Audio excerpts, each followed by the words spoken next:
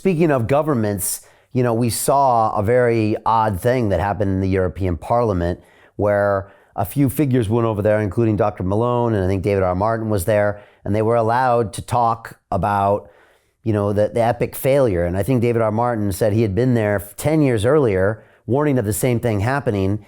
It's also weirdly coincidental because Plandemic 3 airs this weekend, and we actually live streamed the Plandemic 2, which really featured David R. Martin. And again, a lot of facts in that movie. It was almost pure facts. It was just information and data that you could track yourself about different types of research being done in certain places. Just curious for your thoughts on what happened there. Yeah, so I watched Martin's speech, and it was great. And he's done a lot of, this is a man who has deep knowledge of what's been going on. And the thing that struck me was he said, look, this didn't magically happen overnight in the last 3 years. The seeds of what took place were planted years and decades ago. And I've also come to that realization as well that the system since the great financial crisis has been a system of the rich getting richer and consolidation of power into central banks and governments.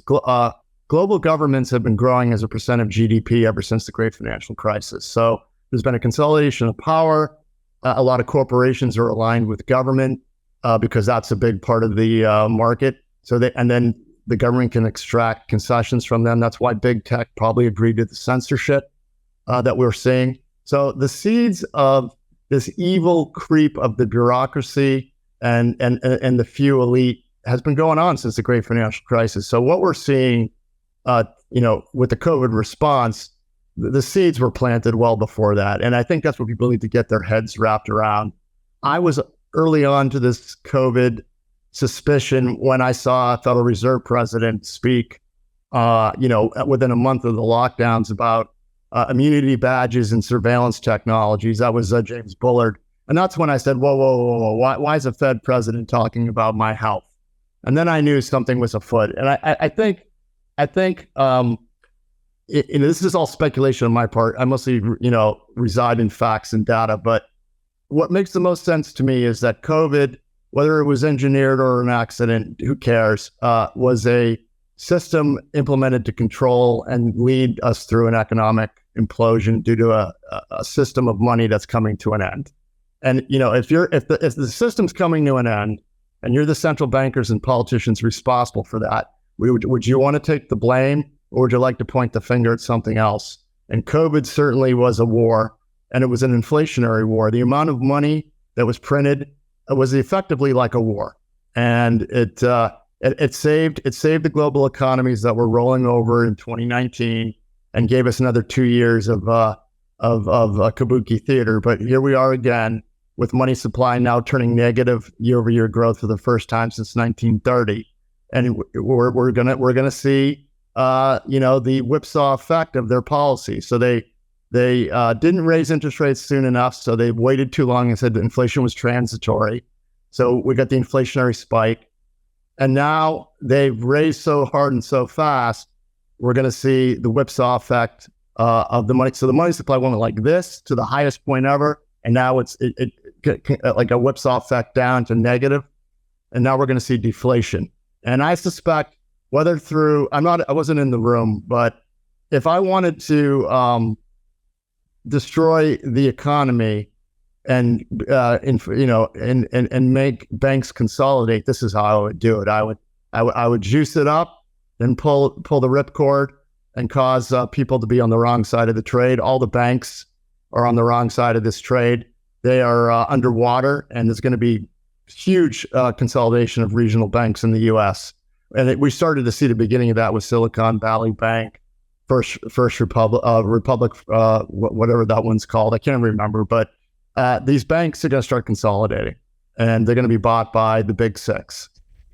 Yeah, it's already happening. They're like gulping them up. And it's almost like they're cheering the Fed on to keep raising rates, which then, again, puts pressure on those regionals that have these mismatched balance sheets, because they know that at the end of the day, they'll be the Citibanks and the JP Morgans that'll kind of own everything. It's funny because now they're going in front of asking Jamie Dimon about, all the stuff going on with the financier and the Epstein stuff. And it was funny because there was an email from Epstein and he said, oh, JP Morgan, which is an ad hoc branch of the government, is one of the emails that was there. And I just looked at that and I was like, I kind of laughed out loud that, he was even calling it that. But you can kind of see this thesis that you were saying has even been hatched as long as 10 years ago to cover up what was financial doomsday scenario anyways, and then consolidate at the same time. That is ultimately your assertion, right? Correct. And I know firsthand, at least anecdotally, that I believe the banks were not. A lot of people say the banks took over Washington. No. Washington took over the banks in the Great Financial Crisis. They were held at gunpoint. They were fined. No one went to jail, and that's because the fines were negotiated. And I think the government basically took over Wall Street. And Larry Fink, I believe, said that. I think I either heard it or someone told me. He said early on, well, it looks like power shifted to DC. We have to get a lobbyist down there.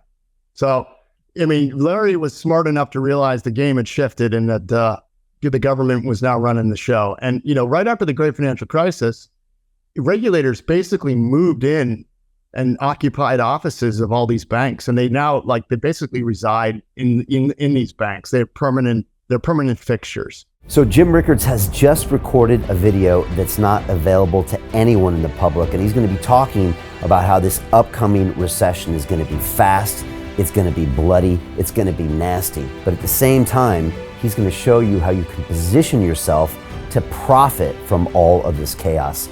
Now, we've made this video only available to our viewers. Go to londonreal.tv/Jim. Watch that immediately. I can't say enough good things about Jim Rickards. He understands the global economic system better than any guest I've ever had on London Real. His predictions are almost uncannily true, and you can learn how to profit from his vision, from his expertise, and his understanding of economics. So go to londonreal.tv/Jim or click the link below. It's an excellent, excellent look on what's going to happen in the future and how you can position yourself to profit from that. Jim is one of the best in the business, one of my favorite guests on London Real, and he's very, very good at predicting the future and showing us all to profit from it. So click the link, and I hope you enjoy.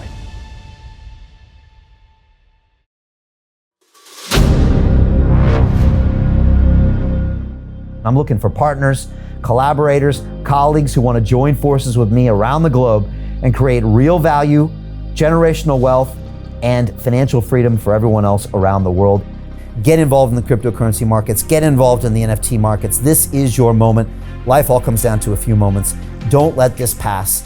Now it's not too late. Next year's going to be too late. Ultimately, this is about freedom. That's the way I see it.